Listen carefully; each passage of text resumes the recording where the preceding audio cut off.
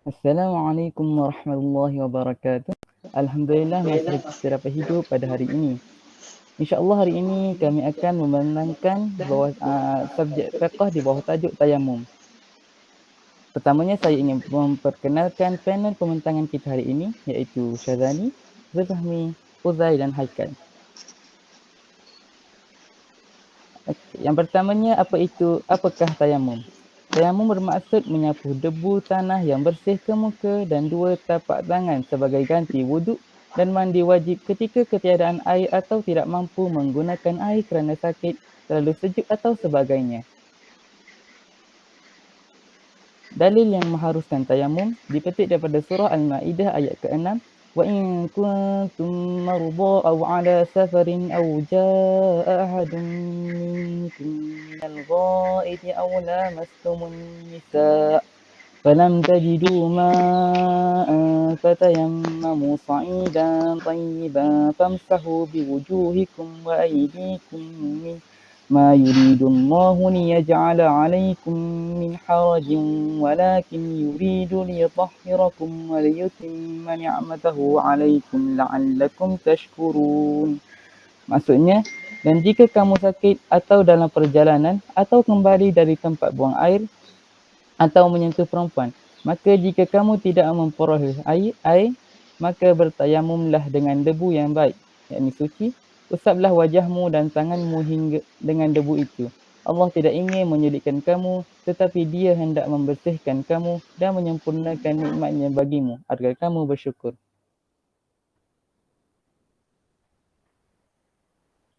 Seterusnya, bila kita diharuskan untuk bertayamum, secara dasarnya ada 3 sebab yang mengharuskan tayamum. Yang pertama, kerana keputusan air, sama air itu ada langsung atau ada sedikit dan tidak cukup untuk mengambil wuduk. Yang kedua, kerana tidak mampu menggunakan air. Yang ketiga, ada air tetapi hanya cukup untuk keperluan penting seperti untuk diminum sahaja. Keperluan untuk hidup mesti diutamakan.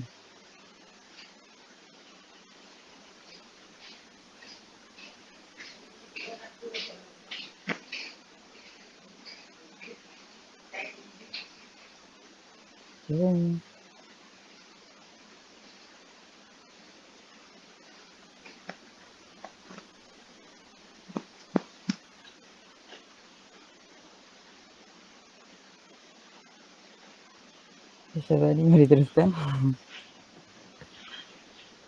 Seterusnya, dalil keharusan bertayamum apabila keputusan air. Hadis dari Said bin Abdul Rahman bin Abza yang meriwayatkan dari bapanya yang menceritakan seorang lelaki datang berjumpa Umar radhiyallahu anhu dan bertanya, "Aku telah berjunub dan aku tidak menemui air untuk mandi." Umar menjawab, "Janganlah kamu mengerjakan solat hingga kamu menemui air." Namun Ammar bin Yasir radhiyallahu anhu yang ada bersama Umar ketika itu berkata kepada Umar, "Tidakkah engkau ingat ketika kita sama-sama dalam satu musafir di mana kita berdua telah berjunub dan kita tidak menemui air untuk mandi. Adapun kamu kamu memilih untuk tidak menunaikan solat.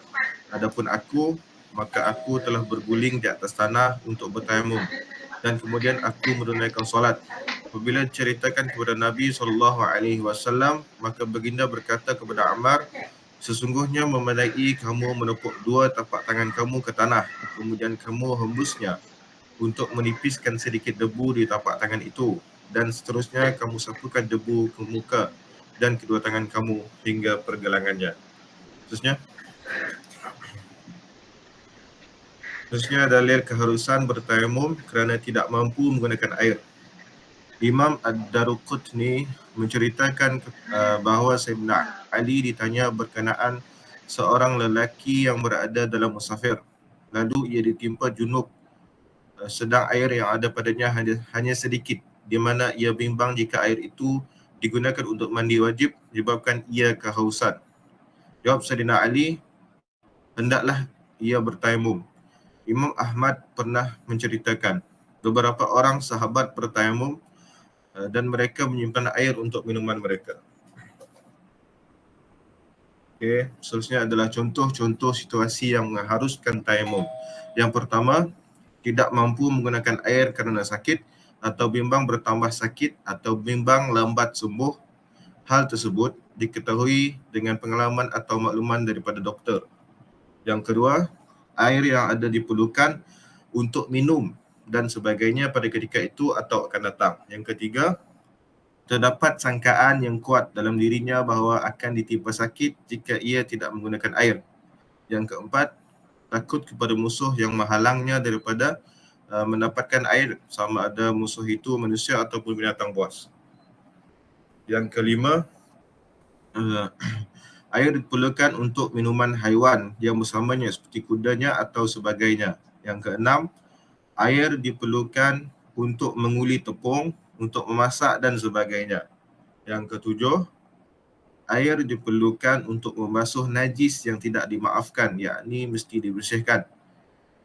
Dan yang ke-8, bimbang kepada sejuk yang bersangatan jika musim sejuk luar biasa. Seterusnya, saya serahkan kepada Uzair. Okey, baik. Seterusnya, kita masuk kepada syarat-syarat sah tayamum.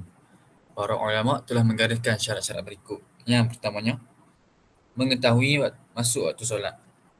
Yang kedua, mencari air selepas masuk waktu solat. Yang ketiga, mengguna debu tanah yang suci tidak mengandungi tepung atau kapur. Yang keempat, menghilangkan najis terlebih dahulu. Yang kelima, menentukan kiblat sebelum tayamum. Okey. Apa maksud mencari air ni?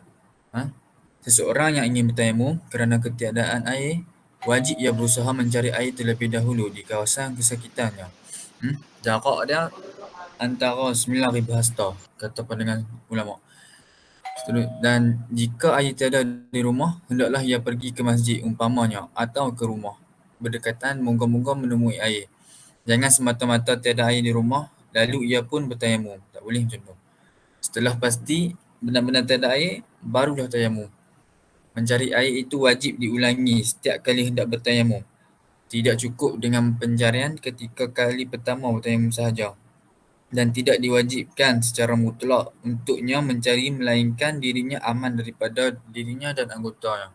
Dia mestilah sihat tubuh badan. Okey.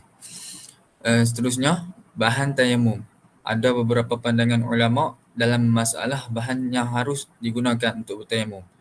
Yang pertama, jumhur ulama, iaitu mazhab kita sendiri, mazhab Imam Syafi'i, dan mazhab lain Imam Ahmad, Ishaq, Abu Yusuf dan Daud Al-Zahiri. Apa yang dia berkata? Dia berkata, mereka mensyaratkan tayamum hendaklah dengan tanah. Tidak harus dengan pasir, batu, kapur dan sebagainya yang tidak dikategorikan sebagai tanah. Dan disyaratkan tanah itu pun hendaklah berdebu, iaitu dapat melekat pada tangan bila ditepuk dan mestilah tanah itu bersih. Yang kedua, ini qaul Imam Malik dan Imam Abu Hanifah.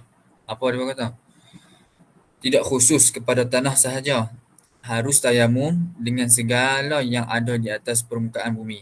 Tidak hanya tanah, tetapi juga pasir, kapur, batu dan seumpamanya.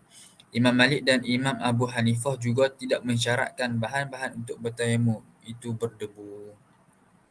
Okey. Baik. Selain itu, apakah anggota-anggota tayamum ni? Berdasarkan ayat Al-Quran dan hadis Nabi, sebahagian telah kita sebutkan tadi, yang kita timbang tadi. Anggota tayamum hanya dua sahaja, sama ada tayamum bagi menggantikan wuduk atau bagi menggantikan mandi wajib, iaitu yang pertama, muka dan kedua tapak tangan. Okey, baik. Seterusnya saya menyerahkan kepada Haikal. Okey, baik. Assalamualaikum warahmatullahi wabarakatuh. Seterusnya, rukun tayamum. Yang pertama ialah berniat. Yang kedua, menyapu debu ke muka dan kedua-dua belah tangan hingga siku dengan 2 tepukan.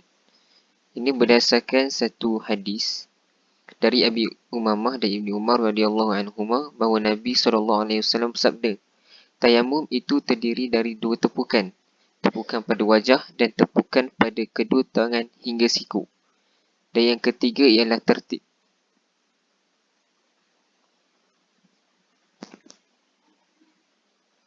Seterusnya ialah sunat tayamum. Yang pertama, sunat dilakukan ketika tayamum perkara yang sunat di dalam wuduk. Contohnya bismillah di awal permulaan. Yang kedua, meregangkan jari-jari tangan ketika menumpuk debu tanah sekali tepukan untuk menaikkan debunya dan menyapu seluruh muka. Yang ketiga, menipiskan debu-debu dengan mengirai kedua belah tapak tangan sedikit atau meniupnya. Seterusnya, perkara yang batalkan tayamum.